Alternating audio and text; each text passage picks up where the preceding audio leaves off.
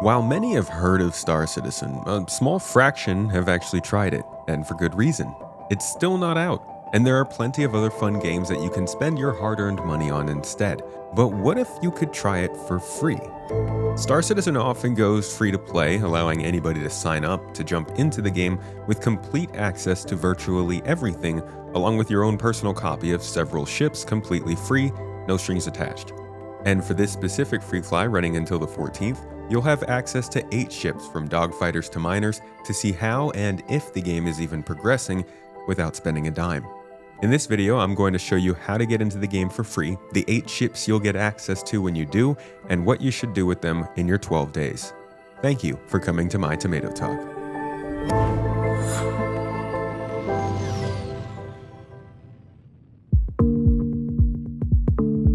First things first, here's a quick look at how to get into the game. If you already know, just use the chapter markers down in the play header to get ahead.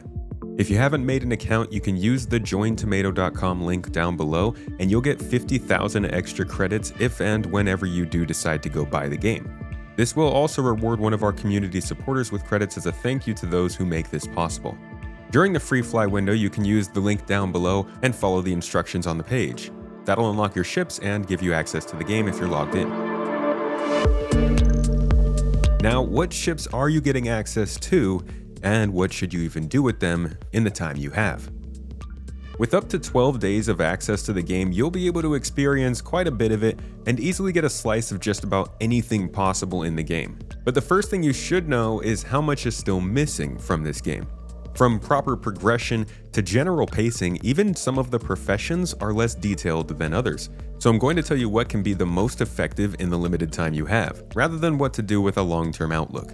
For a more general idea of what the game is, I'll have a video for you soon. And if you need to know the absolute basics of the game first, I do have a new player's guide on my own channel, but you should do a search to find something more recent to get a full idea of just everything capable in this game.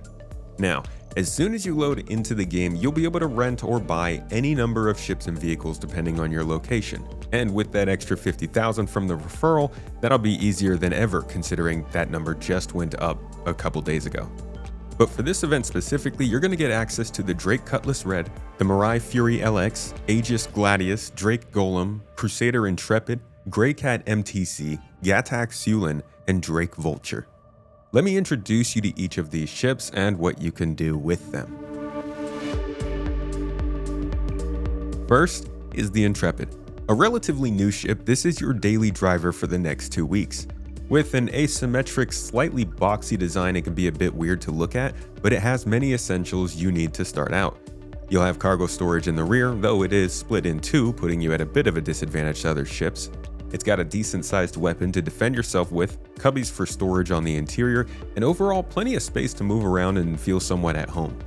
You can run small cargo contracts with this, likely some low-level ship combat missions like the ghillie training sessions, do some general exploration and sightseeing around the verse, and take it out for transport to the FPS locations around the game. There are a multitude of FPS missions in the game now, across the 2 different systems, with a bunch of different locations.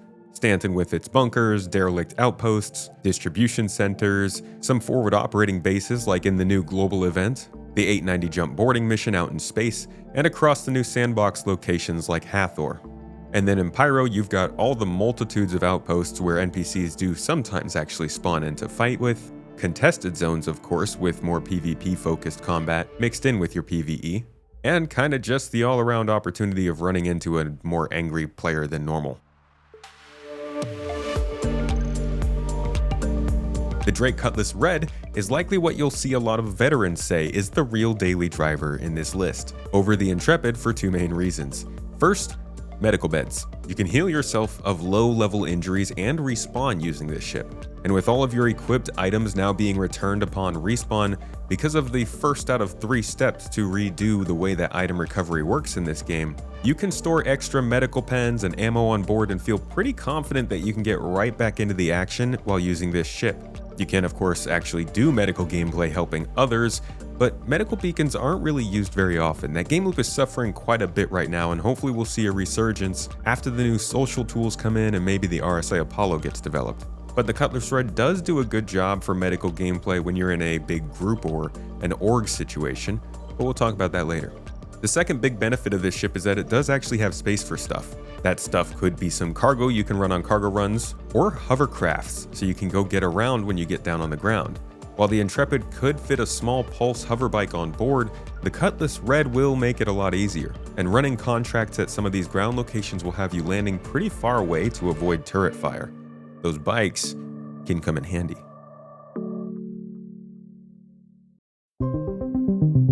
The Mirai LX is also an option during this period, and it's actually meant for a part of the game many players may not expect: racing.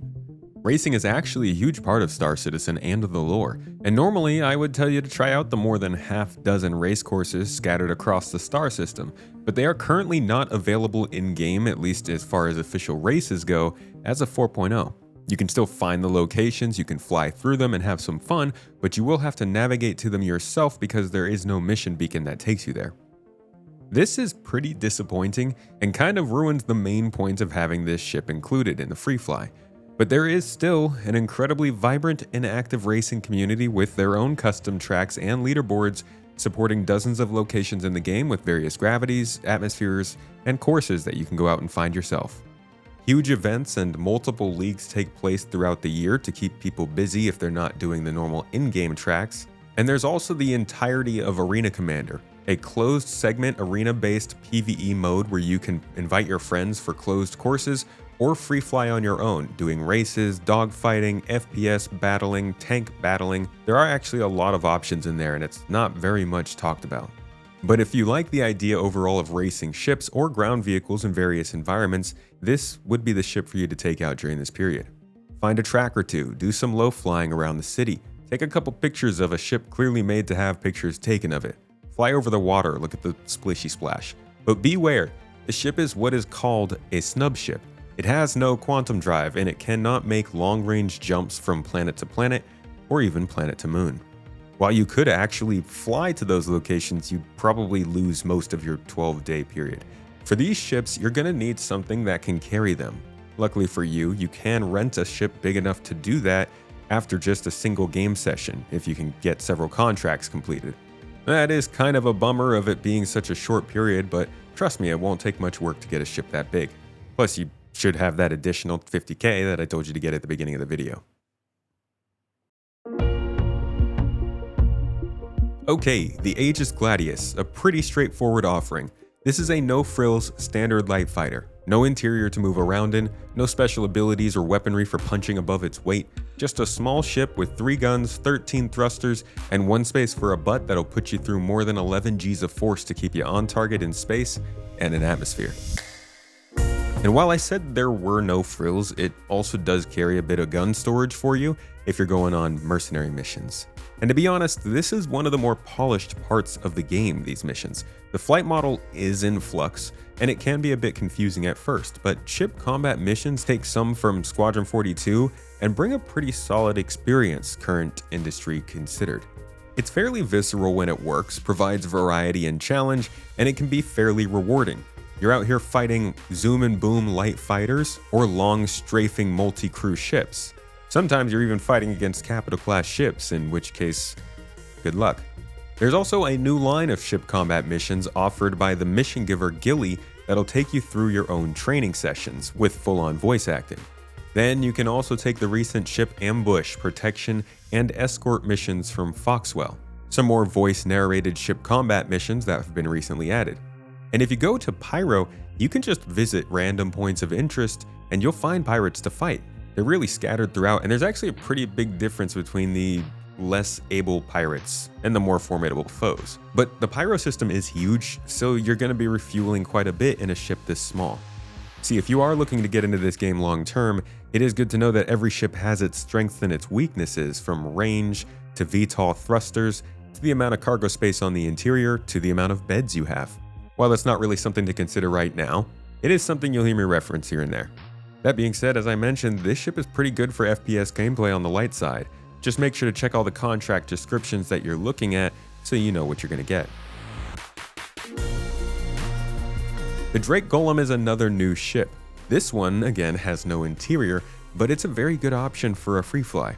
This is the true starting ship for ship mining gameplay. While you can mine from hand or vehicle, ship mining is the most developed game loop in the game. It allows you to customize mining lasers, changing the model, adding components, editing subcomponents, managing your power, and even attaching rock-altering gadgets to the deposits. And all but that last one are blocked on this initial mining ship, just due to the capabilities of the laser. The golem will allow you to get your beak wet, giving you the ability to venture out into the nearby Aaron Halo asteroid belt or across the moons of your home planet. You can even take part in the ongoing global event, turning in specific resources for your team of choice to unlock permanent items for your account. But your choices will definitely be limited in this ship. In a game where mining is about superheating a rock core until it cracks apart, this laser doesn't get very hot.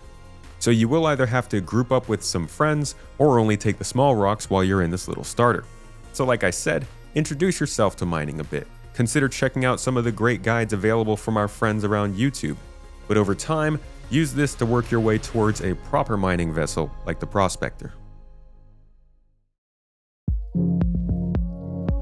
The Greycat MTC is actually a ground vehicle, a relatively new one as well. To be honest, it's not the best positioned in the game right now. It sits at a really weird size for its capabilities and doesn't quite benefit from its main feature, but ultimately it does offer some useful applications. As I mentioned earlier, there are a lot of guarded ground locations in the game, both lawful and unlawful. Having a ground vehicle that can seat two, carry some boxes, and defend itself will be useful if you find yourself drawn to FPS gameplay. These vehicles are also useful for the new sandbox activities that have taken over a lot of this year's discussion. These activities are really just new locations with optional story beats, improved loot, and regular NPC challenges. They are also hotspots for player activity, which means be careful, but particularly at the Hathor facilities in Stanton, you'll find the environment is the bigger threat. Having a ground vehicle with life support is going to make life easier because of that. If you're really looking to get deeper into Star Citizen gameplay, particularly in the FPS and looting side, I do highly suggest checking out the Hathor locations in Stanton and the ASD locations in Pyro. They're both sites of some interesting story elements that have been dropped throughout the year, and they contain some fun bits for you to discover, so I'll say no more. The Gattax Siulin is a starting ship with a very confusing design. It's the only ship that has you launching from the position we usually associate with space travel right now, but that makes moving around during landing and takeoff a bit disorienting. It features space for some cargo living quarters, storage for weapons and armor, and a means to defend itself, but it's really best considered if you want to see what alien ships might feel like in this game. You'll be able to see some examples of the Xi'an language, one of the aliens in the game, the language which you can definitely learn if you'd like, and you overall just get an entirely different vibe from what you would get from almost any ship in the game. So if you're looking for something unique, check this out. Otherwise, it's pretty similar to the Intrepid in terms of its capabilities. Finally, the Drake Vulture, the aptly named small salvage ship. Joining cargo hauling and mining, salvaging is one of the primary industrial game loops that has a presence in the game right now. With this ship, you'll be able to take on contracted missions in which you are paid to break down ships, and you can keep what you retrieve. You'll also have the ability to simply fly around in the game, find locations that are known for abandoned ships, and reclaim wrecks from players and NPCs alike. Depending on where you are, you might get in trouble for doing that, but the sandbox does allow for plenty of options while salvaging. It is a very chill form of gameplay, and most would probably consider it fairly boring at the moment, but it pays quite well, and it can just be relaxing to get out there in space, play some music, and kick back. And remember, any contract in the entire game, or for that matter, any conflict that ends in a ship death, is an opportunity for you as a salvager. All you have to do is figure out how to get there.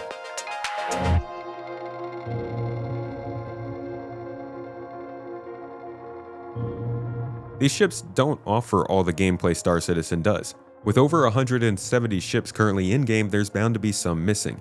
And trust me, none of these ships are at their intended state of function or quality. There's plenty of features missing, and that goes for the whole game. But a big part of trying these free fly events is so if you're interested, you can see how the game is progressing over time without ever spending anything or relying on any shill YouTubers. Cause the game's weird. It can be an awful experience and it can be a great one. It really just depends a bit on the servers and the people around and how the game's performing that day, or if they have the gameplay you like right now. There are a lot of variables, we're getting off topic.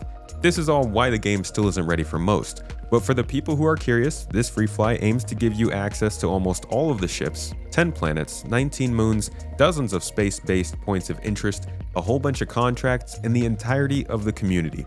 So there should be plenty to fill up your 12 days with. But if you're looking for more variety out of your gameplay than what we've talked about on this video, I would like to introduce you to group gameplay. Everything I talked about here can be done with other people in this MMO environment. Bigger spaceships, more hectic situations, and a seamless environment. With no loading screens, it's actually pretty fun to transition from one type of gameplay to another with your group of friends. Mining, salvaging, cargo hauling, logistics, FPS gameplay, capital ship combat, racing, exploring, just hanging out somewhere on some planet. It all tends to be better with friends in my experience.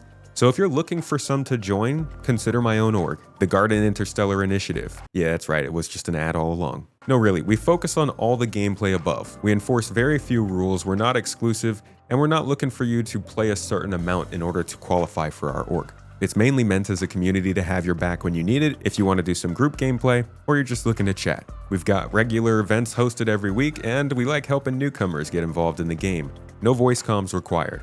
And that's what this free fly is all about.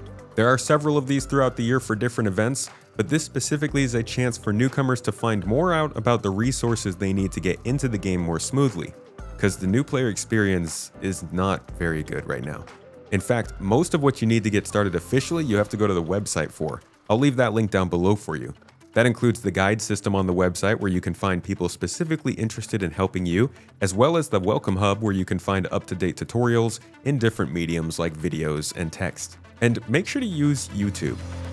Star Citizen has an incredibly talented group of content creators who absolutely love this game, recognize the difficulties of diving all in, and do quite a bit to make it digestible. On top of that, you'll find plenty of helpful people on Reddit, across Discord servers, on Blue Sky, Twitter, and on Spectrum, the official forums. The community is one of the best parts of the game so far.